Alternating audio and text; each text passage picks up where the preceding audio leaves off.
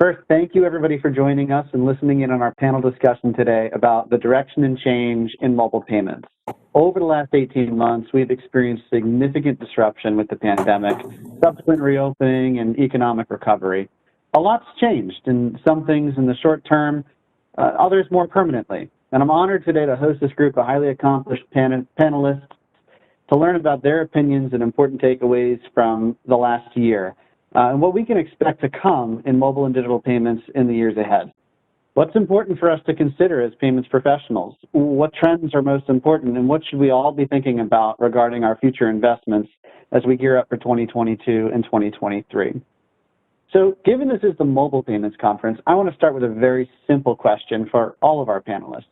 We've previously talked about mobile payments as being important for future growth of commerce and ease of doing business, but is the future already here, and are mobile payment experiences really table stakes for doing business?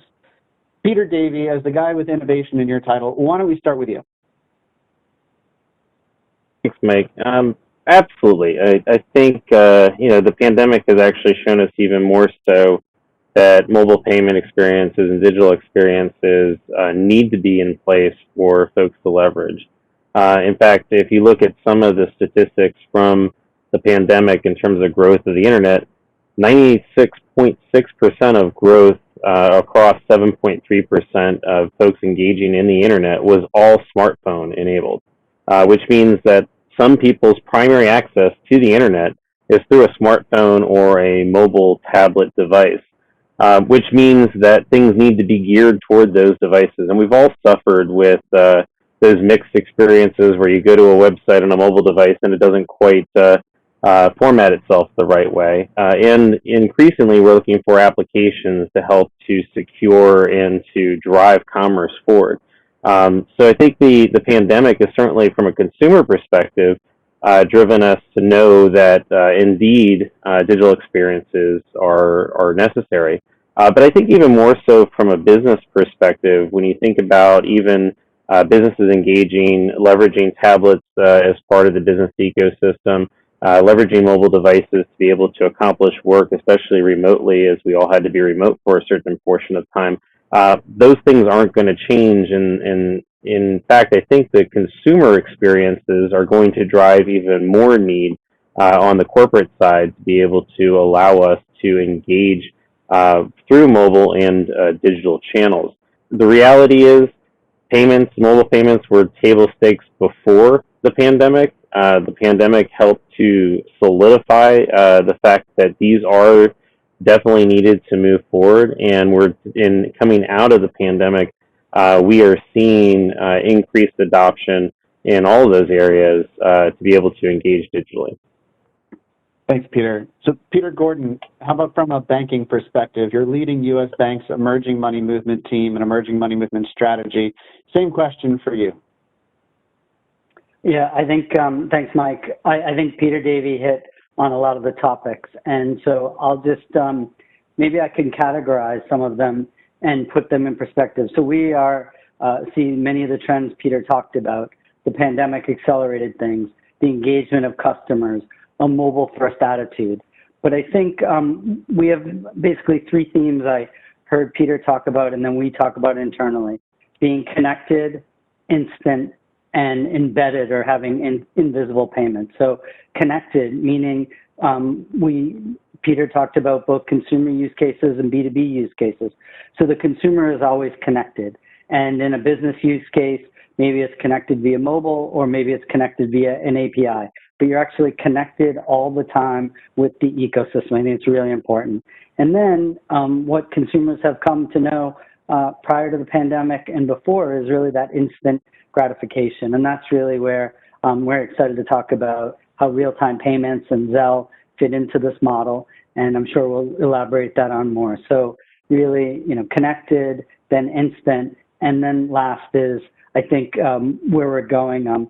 Peter made the comment about how the example of using your payment, and it's embedded in how you do business. So whether you're buying something, you're going to a restaurant, a QR code, it just persists, and it's just part of how you transact. And the same thing is in a business context. when you ask a doctor, what do they think about payments? They say, I don't think about payments. They think about saving and helping patients. And so what we have to do as payment professionals, embedded in their workflows. So the front office when you check into a doctor's office, they take care of the payments. It's seamless. It's part of the onboarding or that process of you scheduling your appointment. So really it's about, in our world, it's about connected, instant, and embedding that payment in the workflow of the consumer or the business. Thanks, Peter. Laura, how about you? Are mobile payment experiences table stakes from your standpoint? Yeah, Mike, I would say they definitely are table stakes. We see today 89% of the people that now use P2P services are sending and receiving money.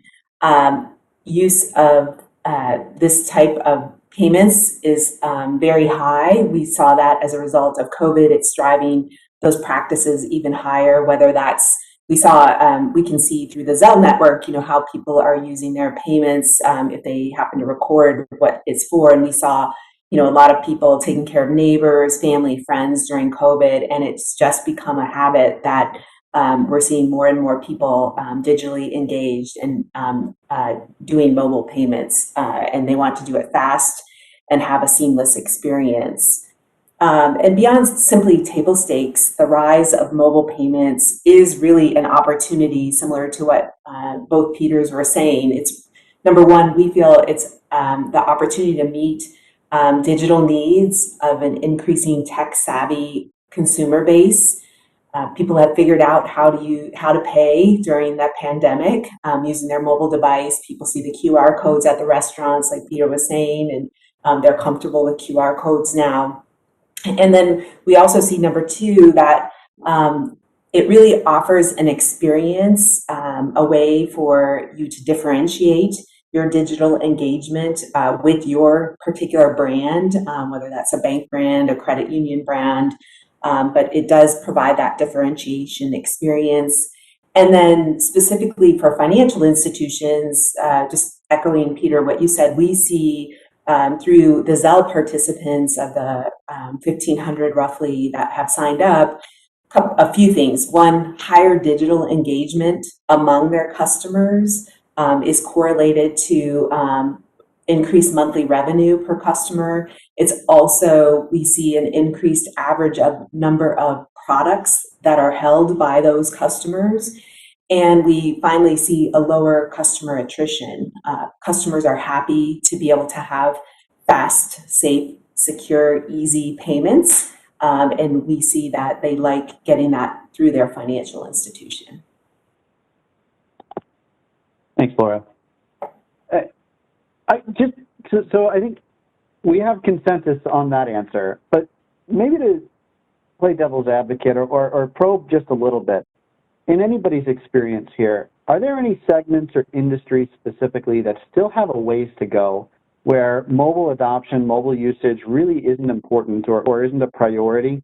And if so, why? I can just, Mike, I think it's a good question.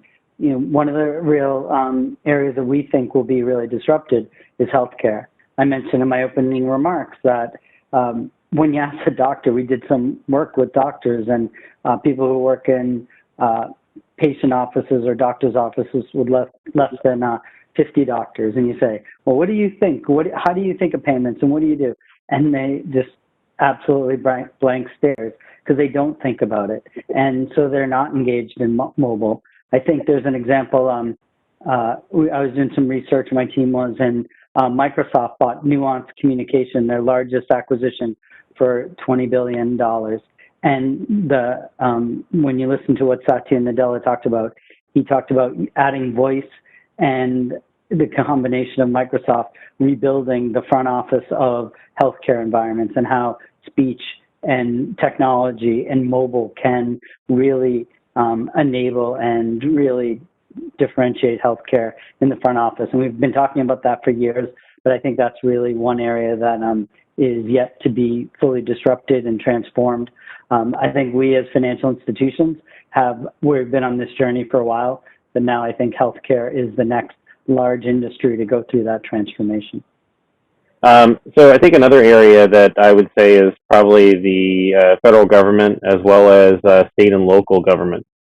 We noticed during the pandemic that there were a lot of payments that still ended up going out as paper for a lot of the pandemic payments that came from the U.S. Treasury.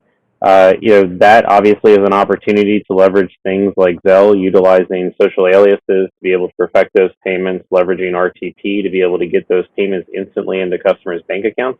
But I think many of the state and local governments are still struggling to be able to accept payments electronically and a ability to do that at a low cost environment. So I think there's a long way to go in some of those industries, and I wouldn't say that they're resistant. I just don't think they understand or have the tools that are needed to be able to do that.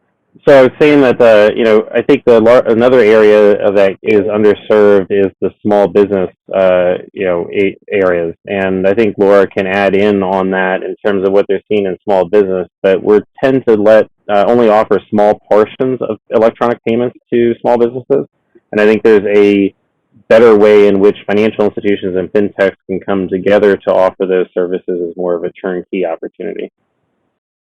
Yeah, I would say we're seeing tremendous growth from small businesses using Zelle, right, and other faster payment methods. But I agree, there's room to grow, room to improve, and being there for both payables and receivables and integrating that is definitely an opportunity.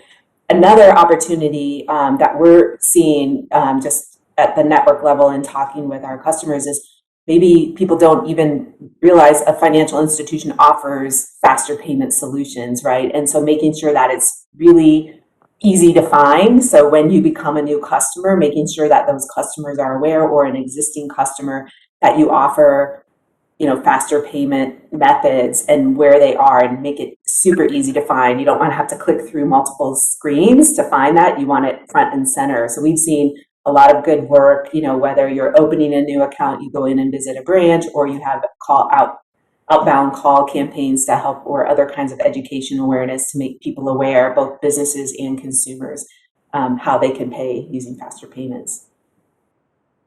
Well, great. That's a great transition to where I want to focus next, which is on faster payments and mobile payments experiences. So, Laura, you've been instrumental in the foundation of and build out of the Zelle network. Peter Davey, you've been working with the Clearinghouse, or you've been with the Clearinghouse focused on innovation and RTP. And while not all faster payments are done in a mobile environment, and not all mobile payments are real-time payments, these two things are clearly related. So maybe, Laura, let me start with you. Zelle's experienced some tremendous growth over the last few years. What's contributed to that growth, and how much of it is mobile-led?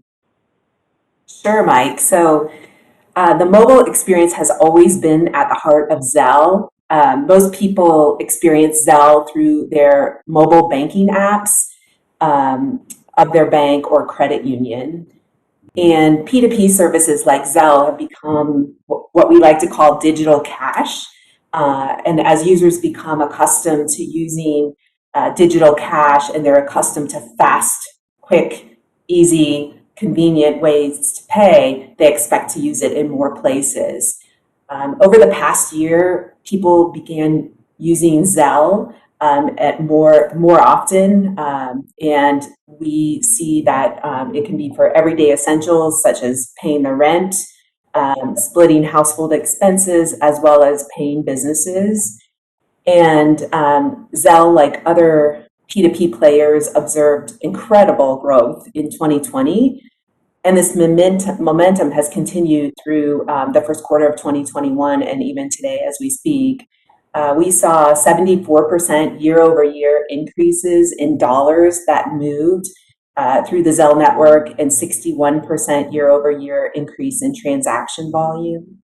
That equates to 106 billion was sent through the Zelle network, and 392 million transactions just during the first quarter of this year. Excellent. And so, I think we all associate Zelle with person-to-person payments, and it's those digital person-to-person payments are the new normal way to exchange funds with our friends and family. But where's the network going to experience growth from here? What's next? Yeah, I think where we see a lot of growth that is occurring and will continue to occur is in small business. It's one of the fastest growing segments across the network. In Q1 this year, we saw transactions up 80%. And, it's really interesting to see who's using it. And it's really popular among those that have accepted cash and check in the past, whether that's a landlord, whether that's a home care service provider, healthcare providers, businesses that provide different services to consumers and other businesses that tend to take checks and cash payments. It's really simplified and made their lives easier.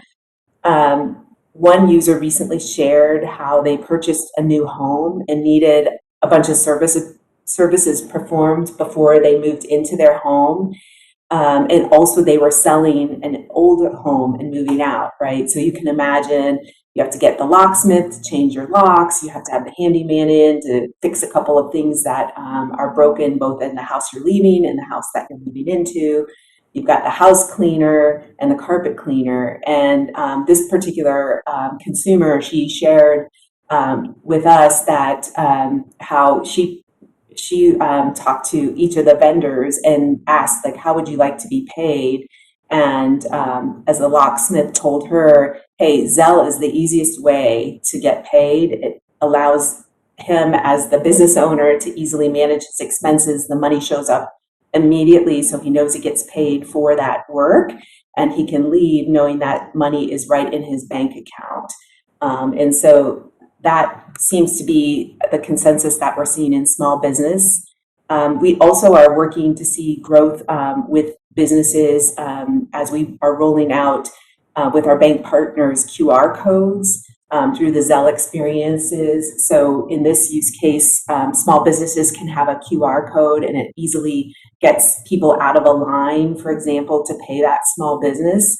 So it makes it quick and easy. And again, the money shows up in the bank account immediately. So, those are some of the things that we see for growth. Another opportunity that we think is very significant when you look at where a lot of check and cash payments are is in bill pay.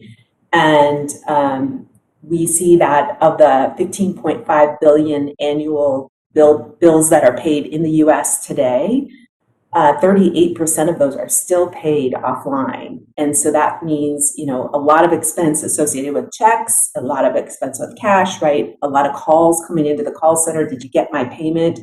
This is where we see a big opportunity to reduce that friction for consumers as well as billers and make it super easy to get paid and just really reimagining how bills will be paid. And just making that process simple, safe, and secure. Thanks, Laura. And Peter Davey, I know the Clearinghouse has been in the market with RTP for got to be coming up on 5 years now. Where do you see growth in that network occurring today, and what's going to drive growth in 2022 and 2023? Yeah, thanks, Mike. So to kind of build on top of what Laura was saying, we certainly feel that there are a lot of opportunities to electronify payments. One of the most important things that we've done over the last couple of years is partner with EWS and actually allow for Zelle to clear over the RTP rails, which actually creates greater efficiencies for financial institutions, but I think opens up new use cases like bill pay to be able to leverage now a social alias to get a request for payment sent to a consumer from a biller who's registered on the Zelle network. I think there's some really exciting things to come on that. That said, I want to step back for a second and talk a little bit about just real-time payments in general. Over the pandemic in 2020, there was actually a surge worldwide in real-time payments. There's actually a 41% growth in real-time payments. And I think that's significant because what we've seen in other countries, where the U.S. was a little bit slower to implement real-time payments, those are going to come to us in terms of what the need is, the use cases. We're not unique as a country in terms of the types of use cases. In general, I think it's projected that over the next 5 years, real-time payments will take about 25% of the market share. 25% more of the market share. And I think the desire for immediacy and real time is due to adoption of mobile and digital payment types. People want the transparency. They want the ability to see the money in their account. They want the ability to spend that money immediately. And that's where kind of all of these ecosystem things come together. On the RTP network over the last year, we've seen about 117% growth from March 2020 to March of 2021. Now, that's in part of the fact that we've had more financial institutions join the network. That means more folks are eligible, but more people are sending transactions over the network, and more use cases are finding their way to the network. Certainly, we talked a little bit about the bill pay side. There's a commitment from the financial institutions that are owners of the clearinghouse to be able to enable requests for payment. This will allow for billers to now send requests for payments to consumers and businesses alike for bills and obligations that they owe. We think the request for payment is a great message that provides a robust amount of information to allow a customer to make a decision to pay. I think additionally, you've seen a huge growth in B2C disbursements. The ability to direct money when you need it. And this is, due to things like insurance payouts or, potentially payroll. In fact, that was one of the biggest interesting use cases that I don't think anybody really expected to migrate over to the RTP network quickly. But we've seen a lot of folks, especially in the hourly and daily pay environments, migrate payroll over to that from an employee perspective. Additionally, on that, we're also seeing funding of payroll. That was a massively inefficient process to be able to manage multiple balanced files on that side. But I'll kind of close on the note and kind of bring back what Peter Gordon said, which is I think integrated and connected experiences are really what will drive volume on all of these networks. Laura touched on it in terms of including the QR code. Any point in which we can take friction out of the process, and I think business payments are one that we have yet to strive to kind of take that friction out of the process. But as we can embed these things into the tools that customers are using and take friction out of the process, it makes it that these are the things that customers are going to desire to use, and they're not going to suffer going back and leveraging manual or paper processes anymore, which I think is probably the most exciting thing for mobile and real-time payments in the future. There are still pockets of the industry where payments are frictionful, are hard, or, there's plenty of checks still written to everybody's points earlier in the discussion. Peter Gordon, let's focus for a second on business payments and on the corporate treasurer. What should corporate treasurers be thinking about right now with regard to payments improvement for their own processes? And how do faster payments specifically enter into these more streamlined experiences? So the conversations we've been having with treasurers is really about digital transformation. It's a buzzword, but what does it really mean? It means simplifying their processes from a digital journey perspective, from when the piece of paper comes in, whether it's an invoice, whether it's a request to do work, a work order, whatever that process is in their order process and through the payment cycle. And the key is, I talked about it earlier, it's embedding a payment the way within that process at the right time and giving control to that treasurer. So if you're a treasurer, you think about money in and money out, payables and receivables. So how does real-time payments allow you to either send money out to your suppliers, to your employees, and have more control over those payments? And something we haven't talked about yet and what RTP really allows is matching that data, the data that I talked about, whether that's on the invoice, on the work order, on the payroll statement, but really combining that data in the workflow process and embedding that so you can reduce costs, reduce the calls back from your, we hear a lot of things about reducing the calls, did you get my payment? Did you get my payment? And whether it's moving money out on disbursements or getting money in from customers, this is think of it as conversational commerce, an electronic way to move money back and forth and have the data carry with the payment instruction. So in the systems we're creating, in the systems that are being transformed from legacy batch-oriented systems to modern real-time data-rich systems, you can include that payment information and have a richer experience for those treasurers and most importantly, get the money sooner and faster One use case that I think is really important for the small businesses that we're doing is we have over 10,000 of our merchants getting funded at the end of the day, particularly in the restaurants where they're using our Elevon merchant services and they're getting payments throughout the day and they want to close out their batch and pay their employees. So not only is it at the end of the day, but it's 7 days a week. Before, these restaurants could never get money and funding on Saturday and Sunday. And that alone, we haven't talked about. So we have data, and now we have a 24/7, 365 network, and that really will allow a treasurer to have more meaningful visibility and control over money in and money out of their corporation. Thanks, Peter. One perspective we haven't talked much about today is a merchant, right? A merchant who's accepting payments day in and day out in the store or in an e-commerce scenario. We've heard a lot about billers and a bit about treasurers in general, but how should merchants look to use mobile payments to contribute to how we buy goods and services, both in person and online? Peter Davey, let's go to you. I think Peter Gordon hit on it exactly right, which is we have to make these experiences easier and integrated into whether it's the corporate live or the merchant's live. And, merchants have an abundance of choice now in terms of the types of payments that they can take. The reality is we need to make it much easier for them to be able to have these various different channels of acceptance. And for that, it's going to take APIs. It's going to allow for the gateways to be able to program against and to be able to accept the Zelle QR code, or to be able to accept the ability to receive and process a request for payment in real time, just utilizing a token or some type of credential from the customer or the business counterparty. And I think the API growth will actually drive a lot of these things to just become instant as the merchants need them to be.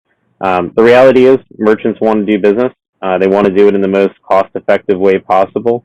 And giving them these capabilities to leverage the tools of RTP, I think makes a ton of sense. And we're already seeing, as Peter mentioned, the adoption on the merchant processing side and the cash out process.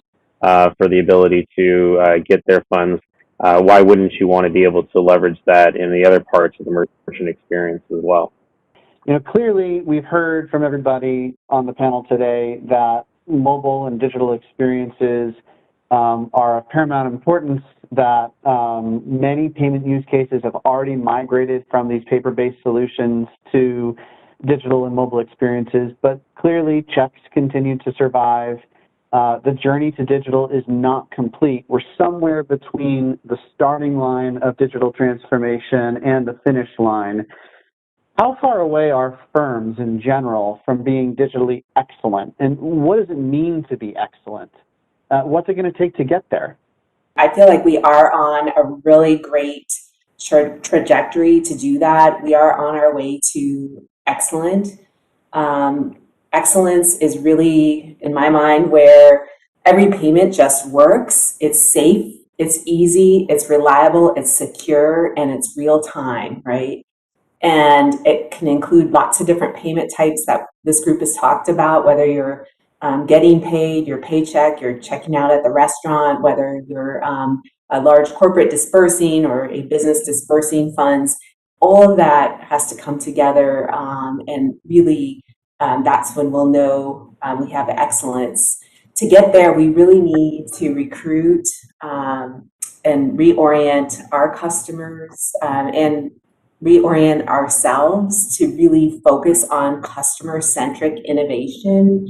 And I think that's probably the biggest challenge that we're all faced with, right? A lot of us have, legacy systems, limited resources, but listening to that customer, and we see that day in and day out of what is doing really well is when you focus around really understanding your customer and staying centric, relying on what the customer's needs are to build out that North Star of how we get there. Thanks to my panelists, and thanks so much for everybody in the audience for joining us today. I think it's been a great discussion, and we're now going to open it up for audience. All right, well, welcome everybody. I see that we have a few attendees here on the Q&A, and that list is continuing to grow. So appreciate everybody's attendance at today's panel session on the direction of change. Where are we heading as an industry with regard to mobile payments? I'm going to go ahead and start with one of the questions that was submitted at the beginning of the session, and it's a question for Laura. Laura, a bit of a clarification needed, I think, on the slide versus the overall industry growth that Zelle has experienced in the past couple of quarters. So do you just want to quickly knock that one out, and then we'll go on to the next question? Sure, Mike. Yeah, and I apologize. And on the slide, we had some incorrect numbers when we were sharing that slide. But for Q1 growth, we did have $100 million with a 74% year-over-year growth. Thanks, Laura. All right, so I'm going to go ahead and start at about the top of the list of the inbound questions. And the first one comes from Karen Lur. Sorry, Karen, if I've just butchered your last name there. But with the continued expansion of engagement channels, online, mobile, in-person, phone, IVR, talking to Alexa, engaging through all these various channels. When it comes from a payments perspective, how do we look to use technology to converge these engagement channels? I guess maybe the question's about needing to support payments journeys through all of these different channels can become costly. So if we're looking to reduce cost and leverage technology to reduce cost of accepting payments or helping our customers to originate payments, how do we do that? And what investments can we make to kind of help these things converge?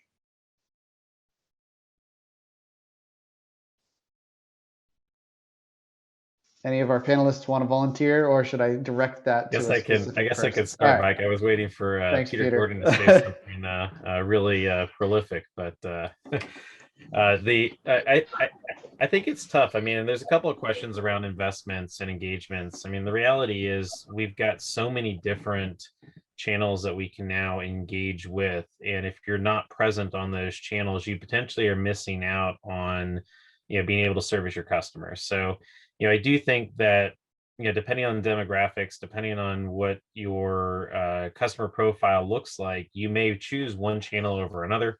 But I think the reality is you have to have a strategy that allows you to create a consistent experience across multiple channels. And we've been talking about this for literally a decade now, I think, in terms of how some of these things are coming together.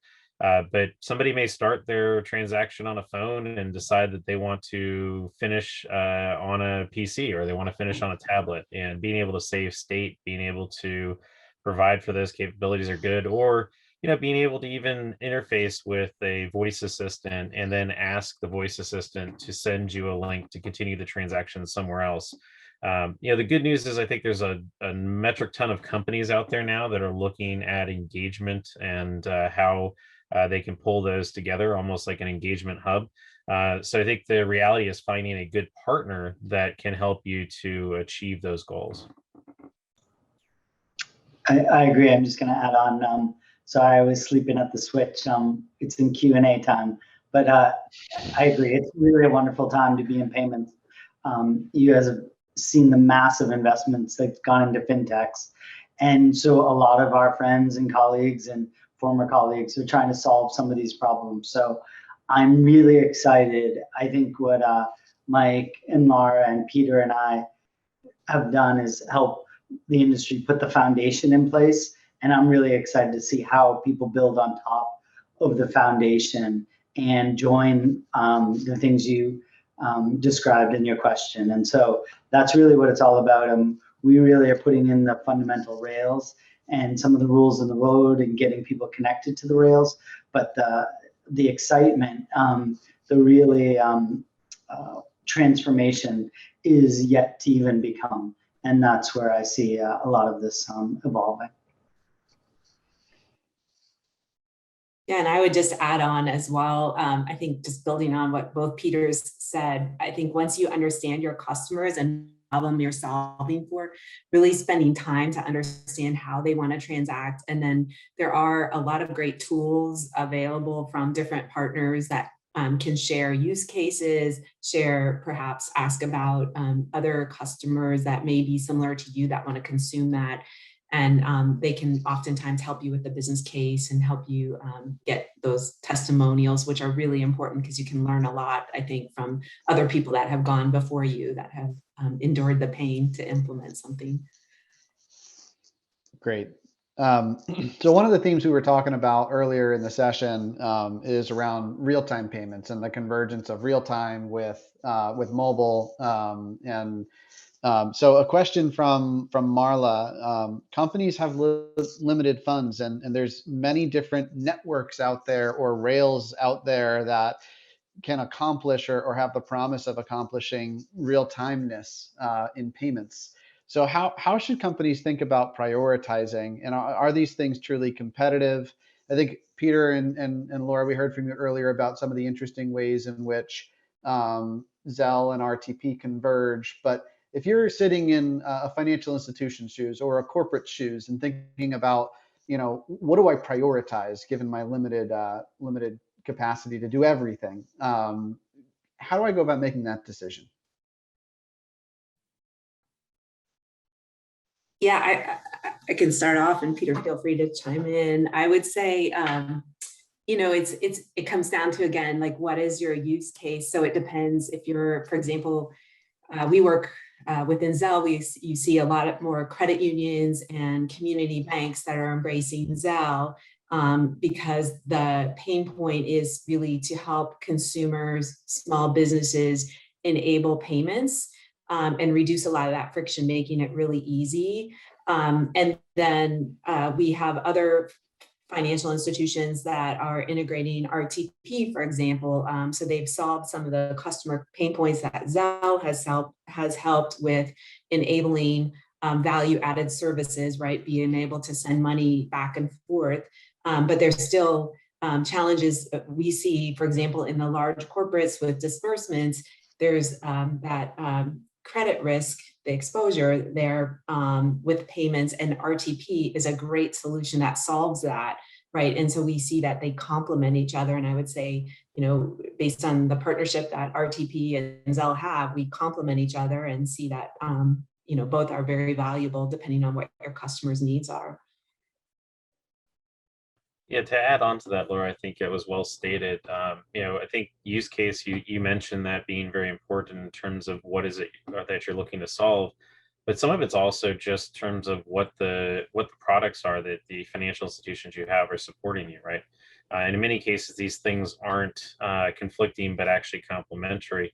In fact, one of the nice things that we've seen about the real-time payments market, even as FedNow comes into market later in 2023, a lot of the providers out there have been leveraging hubs that will allow them to do things like Zelle, RTP, and then FedNow. So you might not necessarily be choosing an individual one, but rather the right tech partner to help you guys build toward a common infrastructure. So in many cases, it might not be you choosing a network, but rather you choosing the right provider to help you accomplish those goals. Well, I think we're out of time. Peter Gordon, I'll let you get the last word here. Go ahead. No, I just wanted to thank everyone. There's some great questions, and I think it really is about we're still early in the game. I think it's just to put in context of where we are on the journey. While RTP has been around for 5 years, and Zelle launched an RTP, we still have an evolution. I think we're just the hockey stick curve that we're about to see as we move into 2022. And that's what we're really excited about. We see the volume coming in. We see the really traction of inbound interest to us as a financial institution, how we get connected to the rails and how we do that. That's the exciting piece. And what is next is request for pay. And that as we pilot in 2022, I see that in 2023 to 2025, really changing that dynamics of getting money into an account, getting money into a biller and how that will be really disruptive and meaningful for how the market evolves in the next 24 to 36 months. Thanks, Peter. And thanks everybody for joining. I think we are out of time. I got the hook there from Shiloh. So thank you everybody for joining, and we will continue the conference. Hopefully you're enjoying. Cheers. Very welcome.